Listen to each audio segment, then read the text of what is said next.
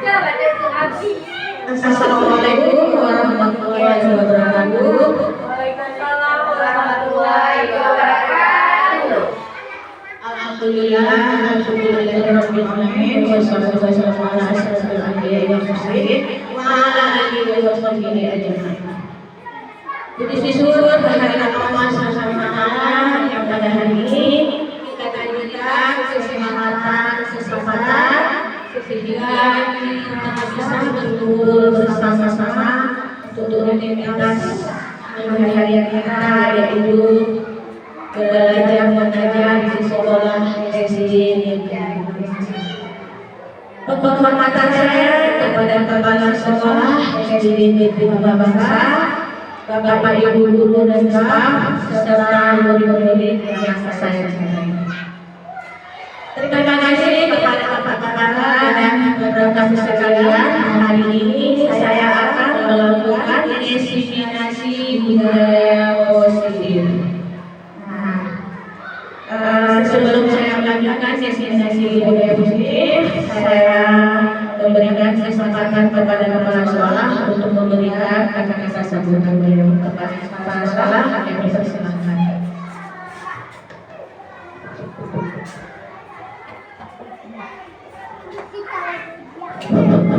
Assalamualaikum warahmatullahi wabarakatuh. Secara pada hari ini kita sama-sama berkumpul di atas ini dalam rangka sesi penggunaan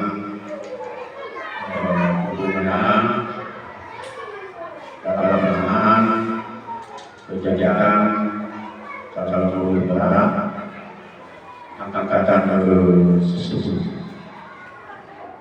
Untuk kami bahwa guru berharap sangat deklarasi setiap sekolah karena kita sesuai tadi ada perubahan, ada peningkatan dalam mengajar. Jadi sama-sama kita memilih dan kadang-kadang harus mengikuti perkembangan sama teknologi ataupun trik-trik metode dalam mengajar apalagi pada guru dan pelajar. Kami sebagai perusahaan berharap ke depan kita usahakan dari sekolah bisa mengikuti kalau berharap itu siap ada misi oleh guru kita. Jadi jangan kita merasa kita tidak ada kesempatan atau waktu kita bisa mengambil waktu yang lebih bagus dari sesuatu. Gunakan apa? Kita carikan untuk pendidikan diri kita. Mereka pakai sekolah bercontoh di Bogor tidak. Jadi kami berharap kepada Bapak dan Ibu jangan merasa terbeban untuk belajar karena pada ada wabah, ada bagaimana perkembangan dunia pendidikan yang semakin hari semakin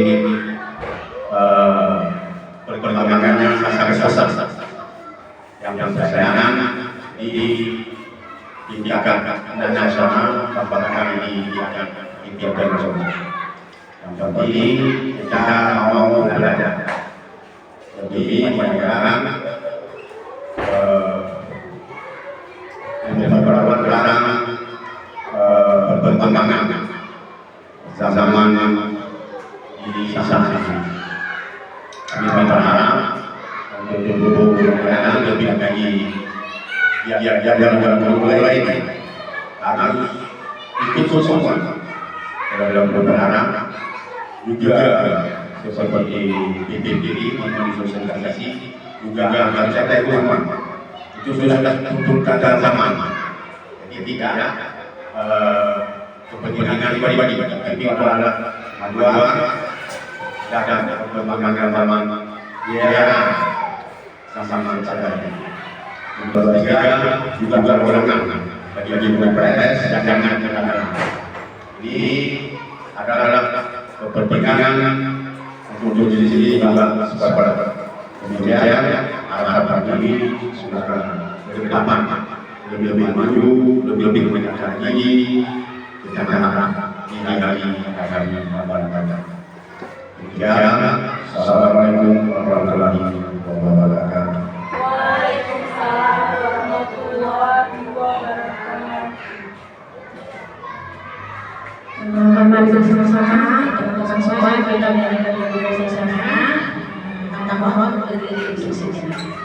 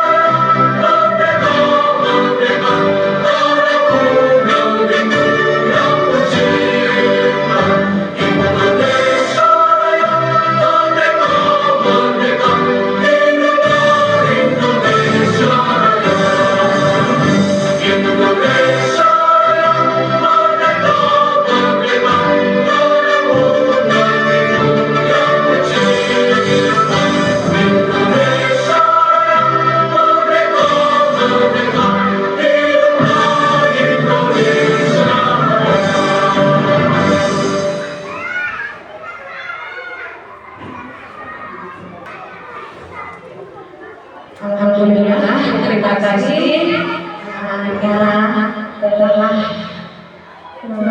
disampaikan kata-kata sambutannya oleh kepala sekolah. Itu juga saya hari ini adalah destinasi budaya positif. Budaya positif adalah modul 1.4. Di dalam budaya positif terdapat 7 topik. Yang pertama yaitu perubahan paradigma, yang kedua disiplin positif, yang ketiga motivasi perilaku manusia, kebutuhan dasar manusia, posisi kontrol, keyakinan jelas dan segitiga restitusi.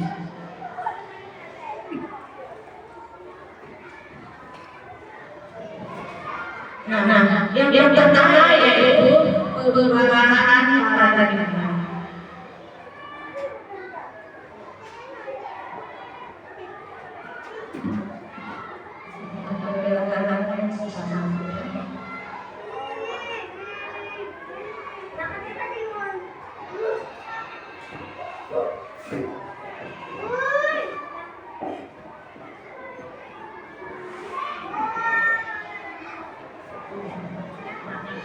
Menurut pemikiran Syekh Dewantara, seorang petani tidak bisa berubah lagi jika ia menanam, maka yang dipanen adalah padi.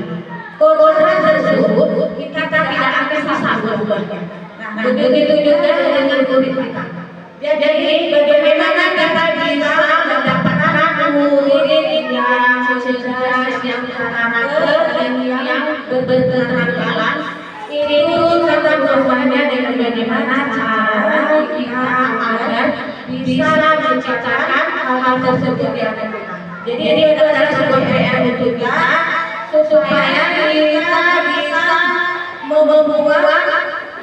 peserta didik seperti seorang petani yang menanam padi supaya padi itu subur, hilang dari hama, maka dari itu kita akan memupuknya dengan tanah yang subur. Itulah cara kita mendidik anak-anak murid kita. Nah, mari kita mencoba bermain, cobalah buka. Nah, di sini ada dua orang, yaitu si A dan si B. Masing-masing kita bisa mencari pasangannya, ataupun saya praktekkan si A dan si B. Berpapasan salah satu tangannya, dan si B mencari bagaimana cara si A ini supaya si A mau membuka genggaman tangannya. Nah, seperti itu susahnya anak kita. Dia tidak mau belajar. Nah, seperti orang yang bergenggam tangan, dia tetap di posisinya sendiri. Dia tidak mau melepaskan prinsipnya, zona nyamannya. Nah, itu adalah PR kita, bagaimana cara kita merayu anak-anak tersebut supaya dia bersedia untuk mau mengikuti peraturan kelas, peraturan sekolah yang sudah kita terapkan.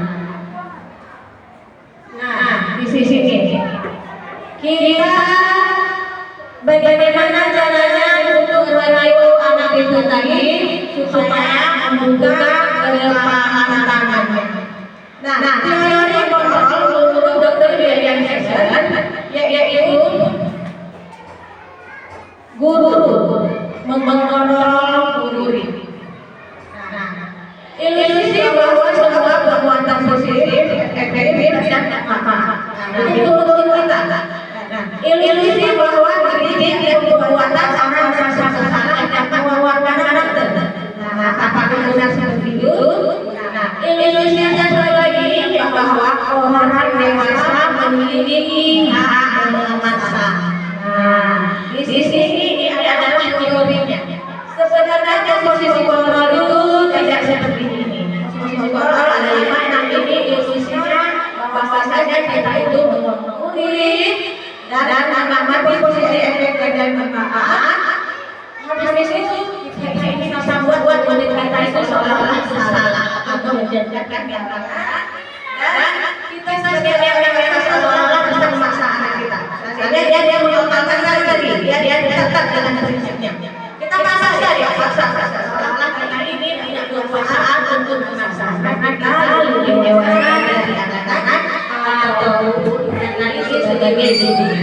Nah, yang selanjutnya pada dasarnya kita tidak akan memaksa murid kita. Nah, kita tidak melakukannya walaupun tanpa kita sedang mengontrol murid kita sendiri. Hal tersebut karena guru sedang mengizinkan dirinya dikontrol saat itu dengan guru menjadi kebutuhan dasar. Kebutuhan dasar guru itu adalah ingin diperhatikan, diberi kasih sayang, dan ingin disayang oleh gurunya. Nah, itu termasuk dalam salah satu kebutuhan dasar. Nah, oke, mungkin ini yang dapat saya jelaskan tentang kebutuhan dasar. Nah, selanjutnya poin yang kedua yaitu sisi positif. Di sisi positif ini, di dalam sisi positif ini ada sisi stimulus respon, teori kontrol. Realitanya kebutuhan kita itu sama. Teori kontrolnya, realitanya kebutuhan kita itu berbeda. Nah, jadi seolah-olah kita ini semuanya sama, ternyata berbeda. Nah, stimulus yang kedua, semua orang yang bahwasanya murid ini sama semua, pandai semua. Apapun kita, prinsip kita lihat kita semua sama. Kita kan sama-sama guru, kita harus sama-sama memiliki kemampuan yang berbeda. Ternyata setiap orang itu memiliki gambaran yang berbeda-beda. Oke. Nah, kebanyakan orang akan menghubungkan disiplin dengan tata tertib, peraturan, kepatuhan pada kebenaran dan hukum. Nah, padahal hidup sangat berbeda. Karena belajar tentang disiplin positif tidak harus dengan hitung-hitungan. Justru itu adalah salah satu alternatif terakhir dan perlu usaha digunakan. Membuat itu salah satu pemberi rasa salah, yaitu bisa menjadikan kata-kata. Menurut kata-kata yang menyatakan bahwa konteks pendidikan untuk menciptakan murid yang merdeka harus disiplin yang kuat, disiplin yang memiliki motivasi internal, sehingga tidak memerlukan pihak lain untuk mendisiplinkan kita. Disiplin ini terbagi dua, yaitu internal dan juga eksternal. Disiplin ini, dengan kata lain, seseorang memiliki disiplin ini karena mereka bisa bertanggung jawab terhadap apa yang dia lakukan. Karena berdasarkan dari motivasi intrinsik dan nilai-nilai kebajikan universal.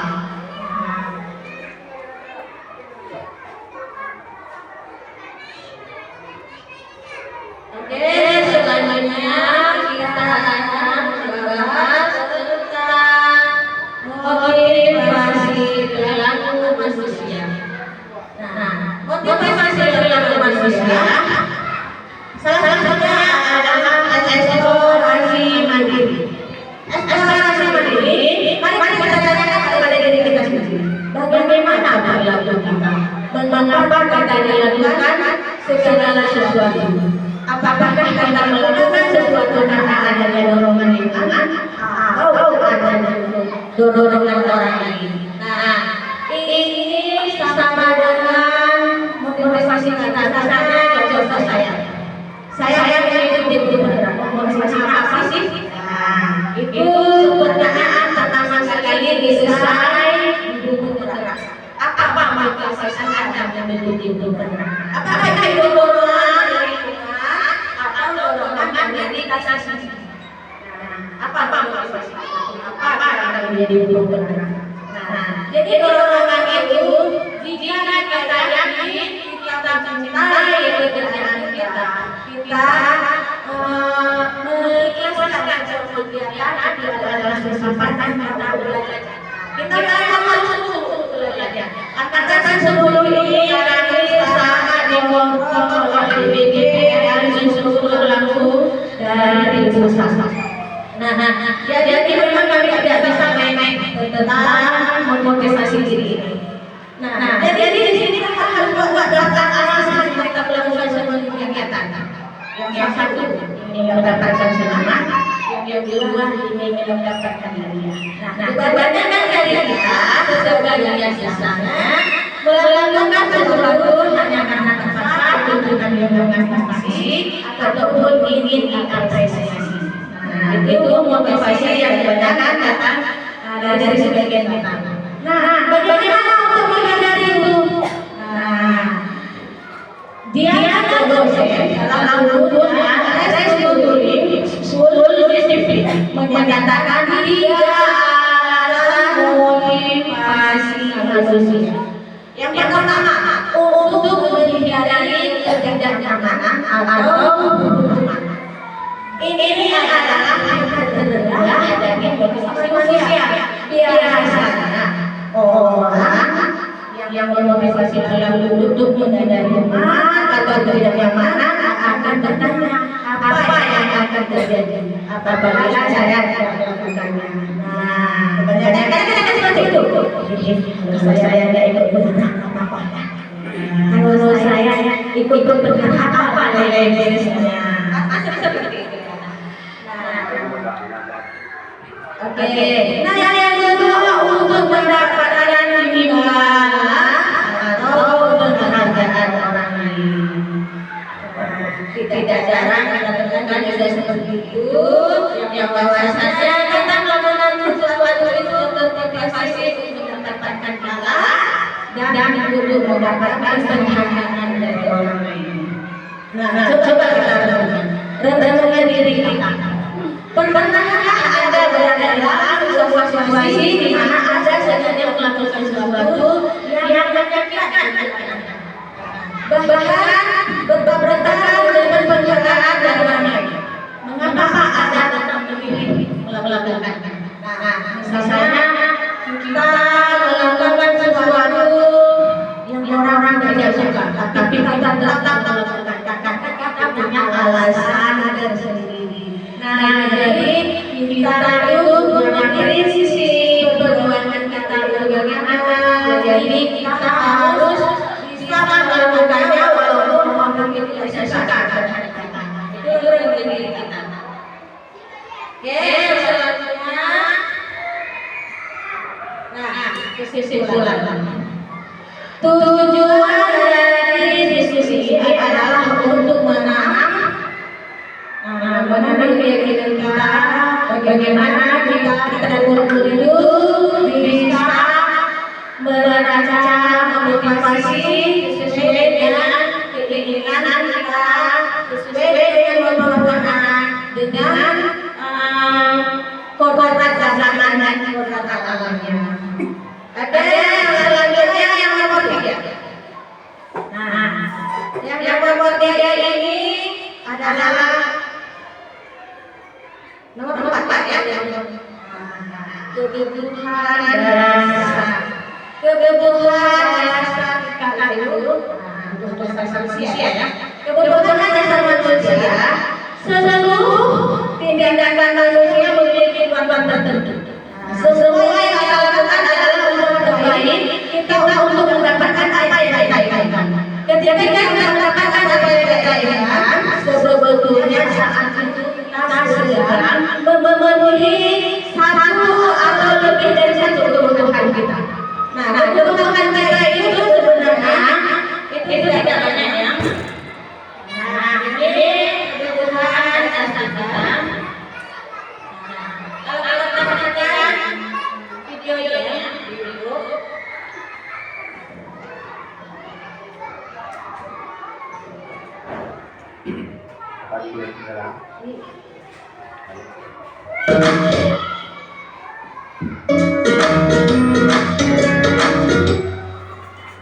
Salam dan bahagia Ibu dan Bapak Guru hebat.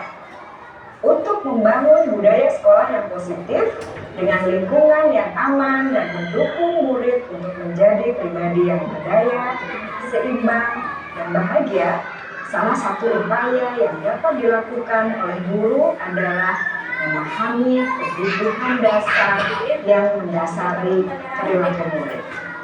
Pada video kali ini, kita akan membahas tentang 5 kebutuhan dasar manusia.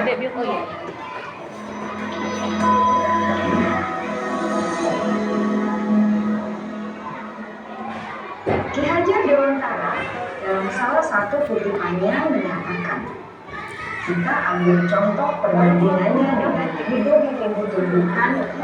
Seorang petani dalam hakikatnya sama kewajibannya dengan seorang pendidik yang menanam padi misalnya. Hanya dapat menuntun tumbuhan padi. Ia dapat memperbaiki kondisi tanah, memelihara tanaman padi, memberi pupuk dan air, membasmi ulat-ulat atau jamur-jamur yang mengganggu hidup tanaman padi, dan lain sebagainya. Ketika guru memahami kebutuhan apa yang mendasari perilaku murid, dan guru berusaha menuntun dan mendukung murid dalam memenuhi kebutuhannya secara positif, guru tersebut ibarat seorang petani yang sedang berusaha memahami kebutuhan masing-masing tanaman, dan ia berusaha memenuhi kebutuhan tanaman tersebut agar dapat tumbuh dengan subur dan maksimal. Dr. William Glasser, seorang psikiater dari Amerika Serikat, menyatakan bahwa seluruh tindakan manusia memiliki tujuan tertentu, yaitu memenuhi kebutuhan dasarnya. Ketika kelima kebutuhan dasar telah terpenuhi secara memadai, maka murid akan tumbuh dengan seimbang dan bahagia. Sebaliknya, ketika kebutuhan dasar tidak terpenuhi dengan baik, maka seseorang akan mengalami emosi negatif seperti bosan, sedih, dan kecewa. Bahkan mereka dapat melakukan perbuatan yang bertentangan dengan nilai-nilai kebajikan atau melanggar peraturan. Dengan kata lain, perilaku buruk seseorang biasanya adalah respons dari kebutuhan yang tidak terpenuhi. Namun, mereka tidak tahu cara untuk memenuhinya. Ada 5 kebutuhan dasar manusia menurut Dr. William Glasser, yaitu yang pertama, kebutuhan untuk bertahan hidup atau survival. Yang kedua, kebutuhan untuk merasa diterima atau love and belonging. Yang ketiga, kebutuhan akan kebebasan atau freedom. Yang keempat, kebutuhan akan kesenangan atau fun. Dan yang kelima, kebutuhan akan penguasaan atau power.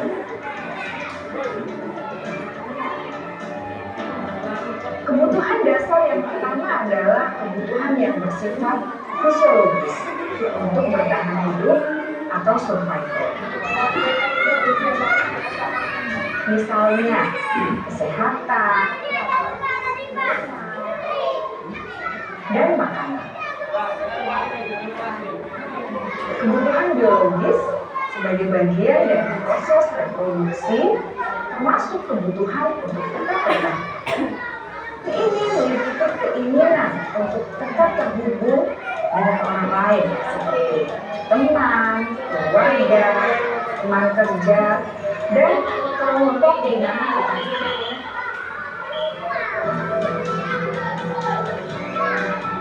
Kebutuhan yang kelima adalah kebutuhan akan penguasaan. Setiap murid memiliki kebutuhan untuk merasa kompeten, menjadi terampil, diakui pencapaian dan keterampilannya, dibenarkan, bisa membuat dampak dan pengaruh. Nah, ini dulu dari anak video tentang kebutuhan manusia. Nah, kebutuhan manusia itu tadi adalah yang 5. Adalah kebutuhan manusia untuk bertahan hidup yang pertama, yang kedua kasih sayang dan rasa terima, kebebasan, kesenangan dan kekuasaan. Itu adalah kebutuhan kita. Kita perlu makan untuk bertahan hidup, perlu kasih sayang dan rasa terima. Seperti kita sudah dikasih, perlu juga kasih sayang dan terima di lingkungan kita, baik itu di lingkungan sekolah maupun di lingkungan keluarga. Kebebasan atau freedom. Nah, kebebasan itu bukan berarti kita harus bebas. Jadi kebebasan ini kita mempunyai bebas bergerak. Kita bebas memberikan motivasi, bebas memberikan masukan dan juga kesenangan. Kesenangan itu bagaimana kita merasakan kenyamanan. Di sana kita merasa senang, kita dari yang sekolah, jadi kita akan merasa bahagia, merasa senang dan nyaman kita di sekolah. Berpuasa ini seperti kita adalah wali kelas, sesuai dengan puasa kita. Bagaimana kita bisa menguasai kesadaran kita dalam suatu kebenaran. Nah, kebenaran bertahan hidup. Kebenaran bertahan hidup itu bersifat fisiologis, bertahan hidup misalnya kesehatan, hukuman, dan tahan. Yang selanjutnya kasih sayang. Kasih sayang adalah kebutuhan untuk merasa menjadi bagian dari sebuah kelompok. Dulu memanggil dengan temannya yang merasa senang temannya dari memperhatikan dia dan dulunya memberikan memberitahu orang tuanya sehingga orang tuanya memperhatikan dia. Maka kebutuhan dasar yang sedang terpenuhi dengan kebutuhan kasih sayang. Itu tadi memang kebutuhan manusia. Sudah kita paparkan. Yang selanjutnya adalah posisi kontrol. Posisi kontrol yang diskusi ini sangat menarik untuk diketahui, yaitu bagaimana kita memposisikan diri kita terhadap mulut kita dalam menghadap satu kasus. Dalam pendekatan kasus ini memang posisi kontrol yang Yesus menjelaskan bahwa terdapat 5 posisi kontrol, yaitu posisi kontrol kita sebagai penghukum, membuat merasa bersalah sebagai teman, sebagai manajer, dan juga sebagai pemantau. Antara posisi kontrol ini, posisi manakah yang sering kita pakai? Posisi kontrol penghukum. Posisi kontrol penghukum ini juga ada videonya. Jadi jika kita melihat ini bisa saya jelaskan bahwa penghukum itu adalah suatu alternatif terakhir. Alternatif terakhir jika kita sudah tidak mampu lagi menangani suatu kasus akan kita menghukumnya. Nah, menghukumnya itu bukan dalam arti negatif. Misalnya menghukumnya saat akan terlambat. Konsekuensinya, penghukum dan konsekuensi itu beda. Jadi hukuman itu adalah sanksi yang bisa patah pada menjatuhkan katanya ataupun nanti membuat rasa. Jadi kita katakan penghukum itu ada sebagai konsekuensi. Jadi konsekuensinya akan kata-kata. Karena ini yang kedua yang sudah dilanggar adalah nah, kita kasih konsekuensi misalnya. Kalau anak-anak telah lagi ibu dulu kan. Jika kita kasih konsekuensi itu malu kan, ada yang sudah kasih, kita berikan konsekuensi seperti itu, dia merasa malu. Nanti saya tadi akan diberikan pelukan sampai malu saya teman-teman. Jadi ya penghukum itu dapat nilai positif. Nah, konsekuensi akan terpeluk ketika akan juga terlambat. Nah, yang kedua membuat merasa bersalah. Dan dari yang itu tadi kita dapat membuat dia merasa bersalah. Misalnya kita tanyakan, kenapa kamu terlambat hari ini? Apa kamu tak tahu ini jam berapa? Awas ya kalau besok kamu ulang lagi. Nah, itu membuat merasa bersalah. Seharusnya pertanyaan yang ditanya kita di situ memvalidasi. Kenapa kamu mulai terlambat? Terlambat pasti ada alasannya. Kenapa? Kita berulang saran berbicara kita dulu dengan penyampaian kita dulu. Nah, di sini nilai positifnya jika kita bertanya dengan baik tentang validasi tentang kesalahan anak-anak itu tadi, kita mesti dekat identitasnya dan melakukan yang dengan keras. Maaf akan lebih mengerti dan tidak akan mengulanginya. Nah, sebagai teman ini ada nilai positifnya, ada nilai negatifnya. Jika kita terlalu dekat dengan guru kita sebagai teman, maka dia akan menjadi kita. Dia akan memiliki kita ini sebagai guru.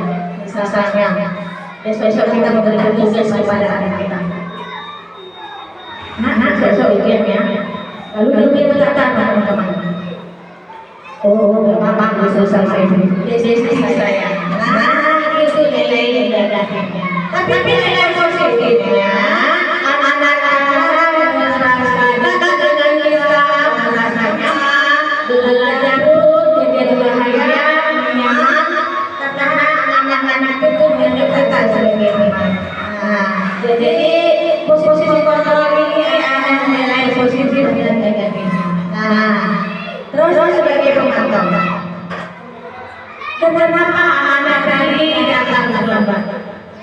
Berarti kita sudah menanyakan, kamu tahu ini jam berapa? Kenapa kamu terlambat? Itu berarti kita memantau anak itu. Saya rasa kamu setiap hari datang terlambat, berarti kan kita lebih memantau anak itu. Setiap hari guru itu berarti bahwasanya anak itu saya yang datang terlambat.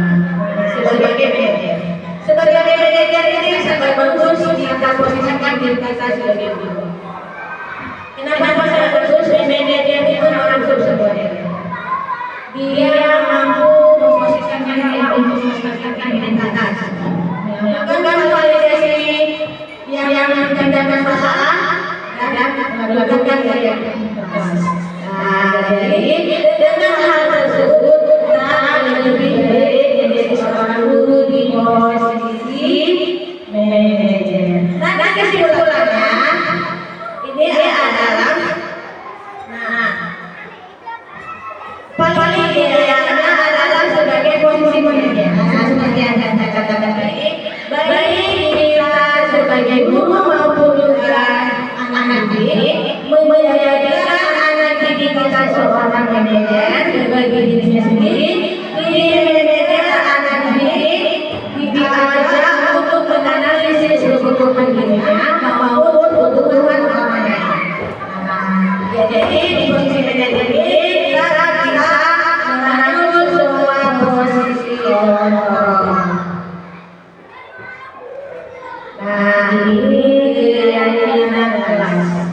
Keyakinan kelas dan keberangguran kelas. Apakah itu sama? Keyakinan kelas dan keberangguran kelas memiliki arti yang berbeda. Nah, keyakinan kelas, apakah keberangguran kelas saja? Di sisi berbeda saja. Pertanyaannya, mengapa memiliki peraturan menggunakan helm saat mengendarai kendaraan sepeda motor? Kemungkinan jawabannya adalah untuk keselamatan. Pertanyaan yang kedua, mengapa ada peraturan menggunakan masker dan mencuci tangan? Mungkin jawabannya adalah untuk kesehatan atau keselamatan. Nilai keselamatan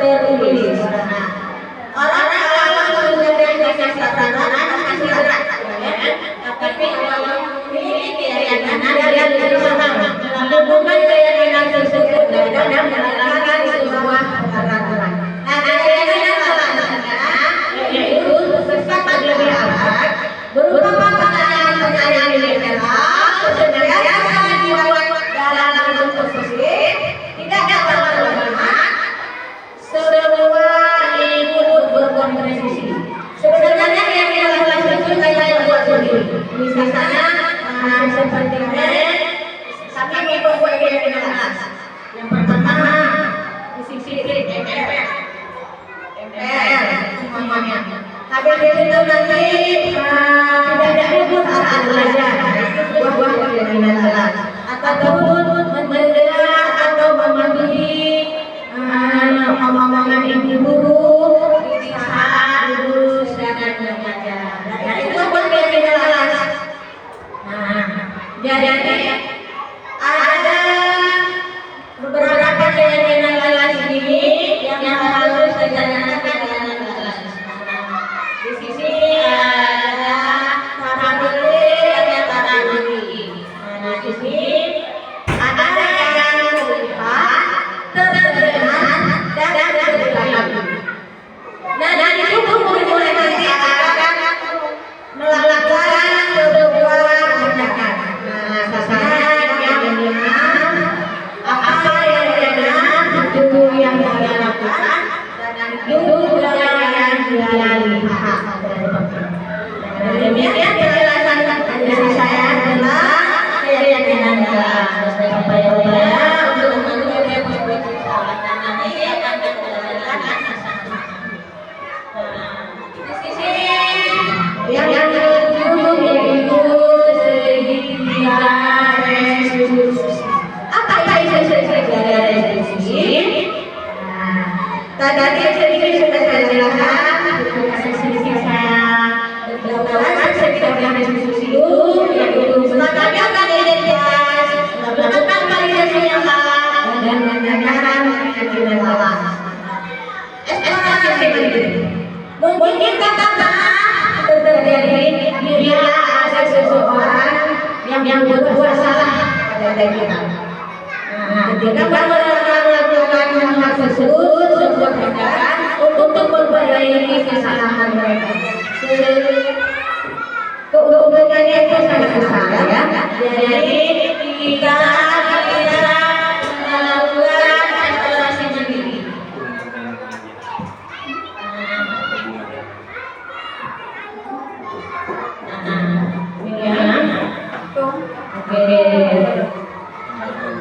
Nah, ini mungkin sesering terjadi ya.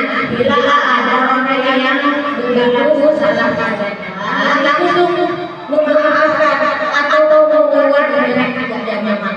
Nah, sering terjadi ini. Kita kan untuk berfokus pada kesalahan daripada dengan cara bagi mereka untuk memperbaiki dirinya. Nah, itu banyak yang kita seperti itu. Asal ada salah sedikit kita fokus mencari kesalahan-kesalahannya. Daripada fokus untuk memperbaiki kesalahan tersebut. Nah, tindakan terhadap itu. Anda menunjukkan kesalahannya dan memintanya melihat kesalahannya baik-baik. Nah, kesalahannya seperti yang telah jadi adalah di sini. Anda mengatakan, kamu seharusnya tahu bagaimana ya seharusnya kamu bertindak. Nah, seperti yang dikatakan tadi, ini sudah telat. Seharusnya kamu tahu jam berapa yang harus kamu berangkat sekolah. Anda mengingat bahwa ada kesalahannya yang sama waktu sebelumnya seperti tadi dia datang terlambat berulang-ulang karena kali jadi kita mengingatkan kemarin terlambat hari ini kamu terlambat jadi sehingga kamu sudah berapa kali datang terlambat.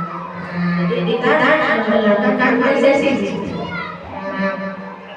Anda bertanya kepada dia, nah ini alasannya kenapa?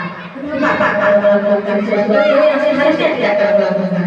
Seperti saya katakan tadi. Kamu datang terlambat, pasti ada alasannya. Kenapa sayang? Nah, ada mengikuti dia atau membiarkannya. Seperti itu.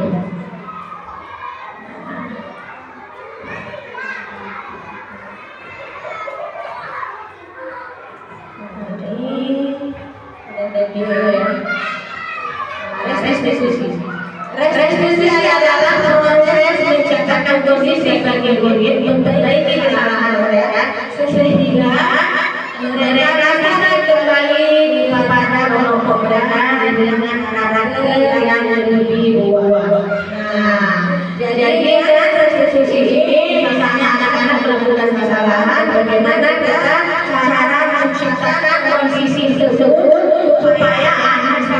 lakukan kesalahannya supaya dia dapat bergaul lagi dengan teman-temannya.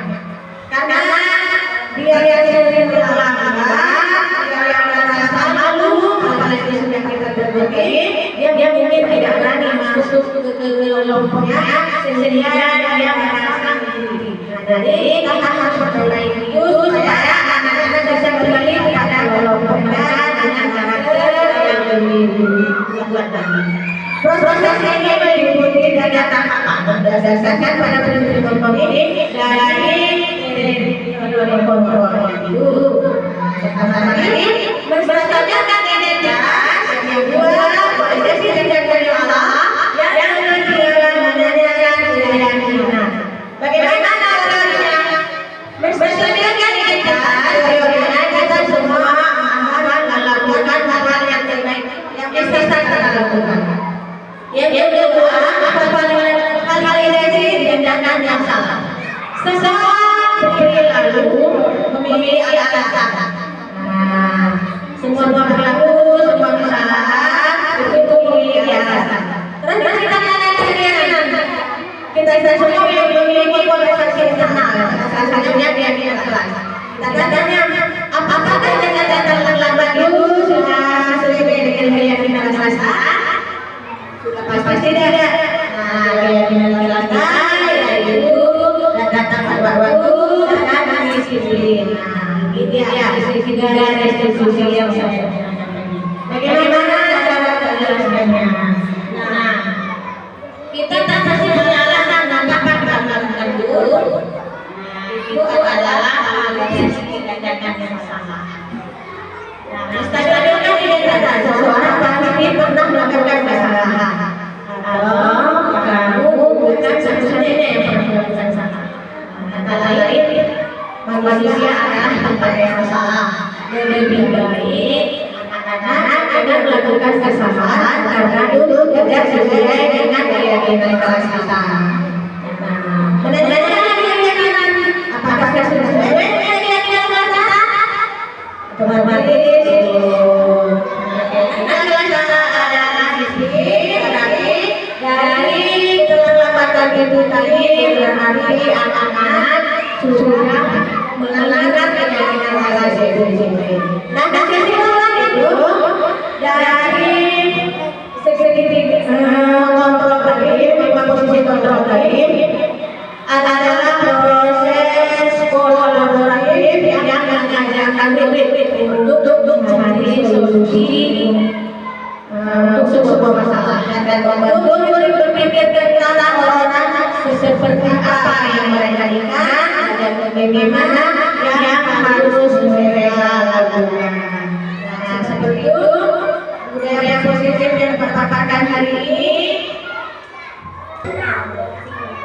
Salam bahagia Ibu dan Bapak Guru hebat.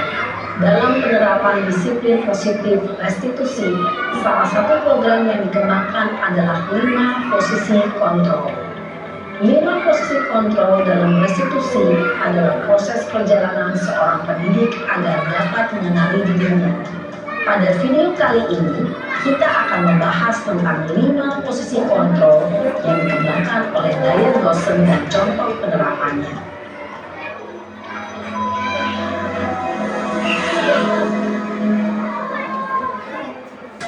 5 posisi kontrol itu adalah 1. Posisi penghukum, 2. Posisi pembuat merasa bersalah, 3. Posisi teman, 4. Posisi pemantau atau monitor, dan 5. Posisi manajer. Untuk lebih memahami kelima posisi tersebut, mari kita saksikan kasus Naren yang terlambat hadir 20 menit di sekolah dan melihat bagaimana kelima posisi kontrol dalam menghadapi masalah.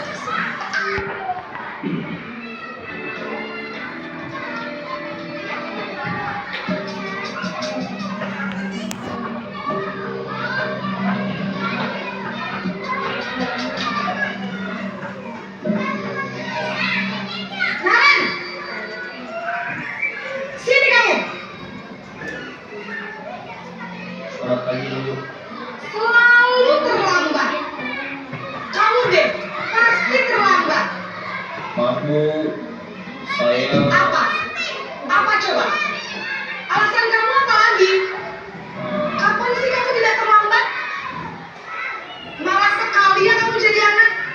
Saya Dasar pemalas. Gak kapok-kapok sih kamu. Sudah berapa kali terlambat? Sana, kamu keliling lapangan basket 2 kali. kenapa saya harus keliling lapangan basket, Bu? Kenapa? Kamu melawan ibu. Berani-beraninya jawab. Sudah terlambat, masih berani jawab pula. Sekarang, keliling lapangan basket 5 kali sekalian. Biar kapok. Cepat. Pergi sana ke lapangan basket. Posisi penghukum biasanya berbicara dengan nada tinggi, menghardik, menunjuk-nunjuk, menyakiti, dan menyindir. Hukuman bisa berupa fisik maupun psikis. Ibu dan bapak guru hebat. Dampak yang terjadi pada murid ketika guru berada pada posisi penghukum adalah murid cenderung akan memberontak, bahkan menyimpan dendam.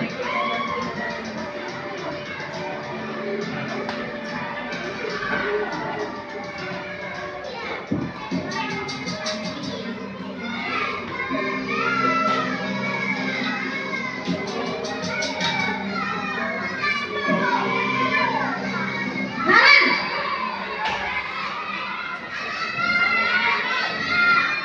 Selamat pagi, Bu. Naren. Kamu kenapa terlambat lagi, nak? Ya Tuhan, Naren. Kamu senang ya bikin ibu susah ya? Kalau kamu terlambat lagi, nanti ibu yang ditegur bapak kepala sekolah, nak. Disangka ibu tidak bisa membina kamu. Duh, gimana ini? Maaf, Bu. Duh, Gusti Naren. Kamu suka ya kalau ibu ditegur bapak kepala sekolah? Terus, sekarang ibu harus tulis apa ini di buku absen? Ini kamu sudah sering terlambat loh. Ibu harus apa coba? Maaf, Bu. Maaf sekali.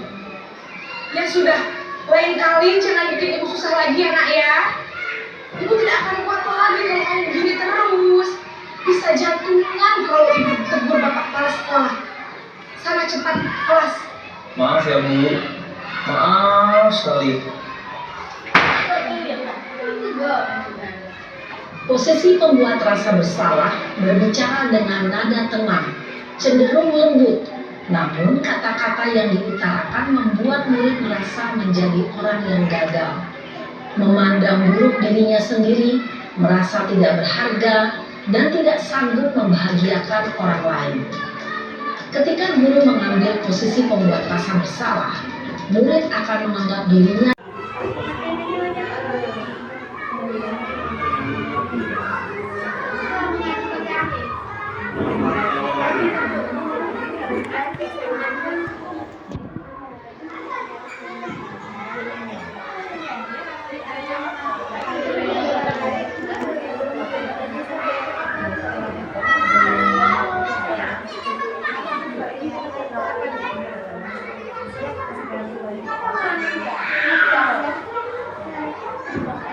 dan ia akan menyimpan emosi negatif tersebut di dalam dirinya.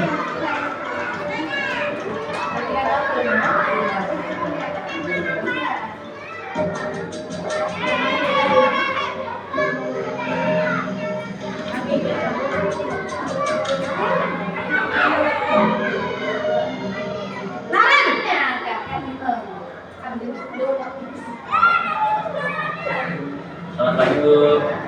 Wah, sudah jam berapa ini nak? Terlambat lagi ya sayang. Iya, Bu.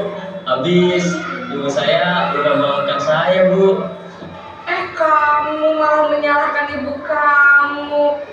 Kamu bukannya anak yang larinya paling kencang. Kok terlambat sih? Iya, Bu. Saya memang terlambat bangun tadi.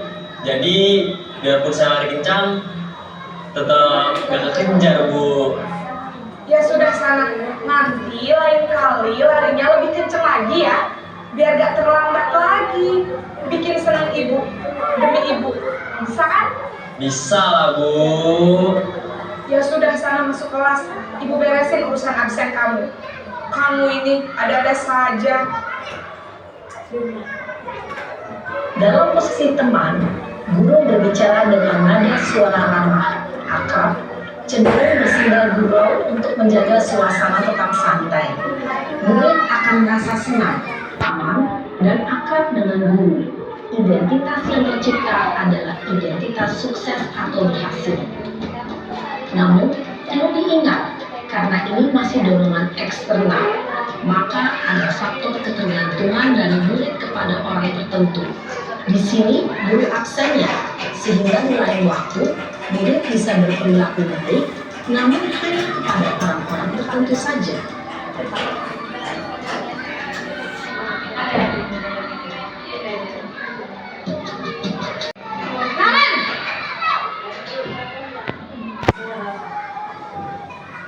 Selamat pagi, Bu. Naren, apa peraturan sekolah kita tentang jam berapa kita harus masuk sekolah, nak? Kita harus di sekolah jam 7, Bu. Iya, betul. Sekarang sudah jam 7.20. Naren sudah tahu konsekuensinya jika terlambat hadir. Paham, Bu. Saya harus tinggal kelas pas jam istirahat selama 20 menit. Iya, benar. Konsekuensinya demikian. Jadi nanti jam 9.30 pas istirahat, kamu harus tinggal di kelas, kerjakan tugas tambahan untuk ketertinggalan kamu, ya? Baik, Bu. Posisi pemantau mengandalkan penghitungan atau data untuk mengontrol murid. Guru mengarahkan murid berdasarkan peraturan dan konsekuensi. Seorang pemantau menunjukkan bahasa tubuh dan ekspresi wajah yang datar dan cenderung formal.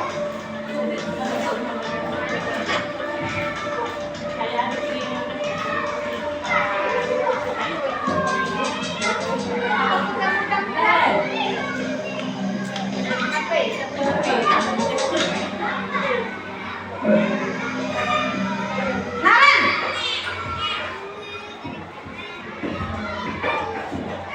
Selamat pagi, Bu. Selamat pagi, Naren. Maaf, Bu. Saya terlambat. Iya, sekolah masuknya jam 7, sekarang sudah jam 7.20. Jadi sekarang bagaimana ini, Naren? Maaf, Bu. Saya lupa setel alarm saya semalam. Baiklah, menurut kamu, keyakinan sekolah yang mana yang perlu kamu tingkatkan?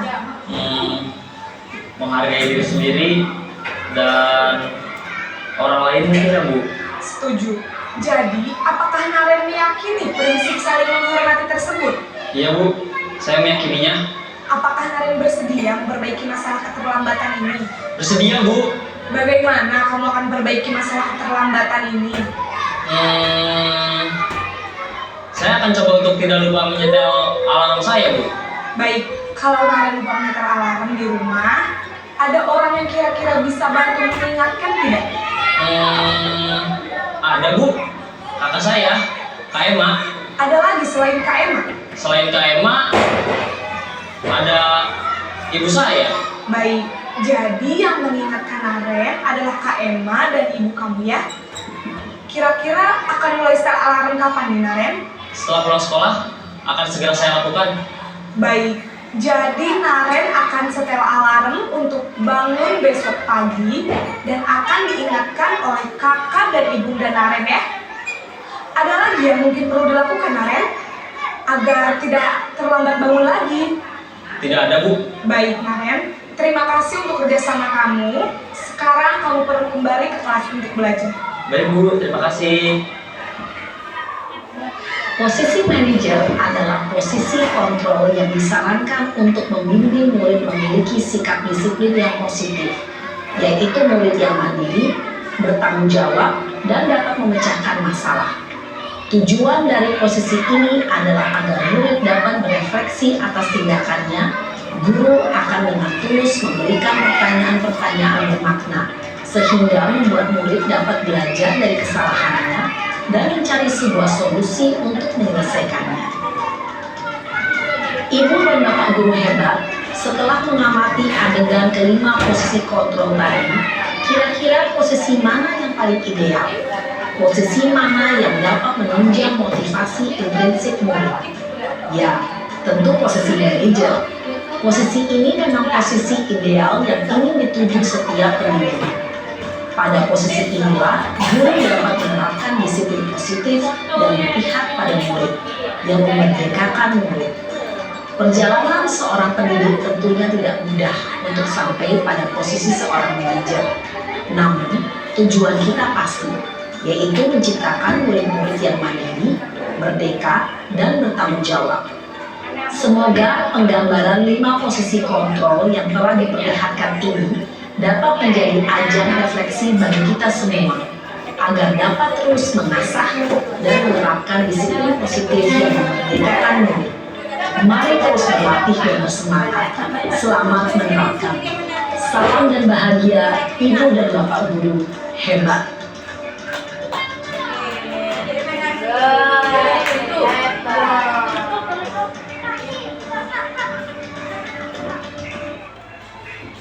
Nah, terima kasih Bapak Ibu sekalian, rekan-rekan teman sejawat saya semuanya. Dengan akhirnya video posisi kontrol maka berakhir pula sesi budaya positif saya pada hari ini. Saya ucapkan terima kasih kepada teman-teman semua. Semoga kita senantiasa sehat selalu. Atas segala yang kita lakukan sukses. Terima kasih kepada teman-teman. Saya akhiri. Wassalamualaikum warahmatullahi wabarakatuh.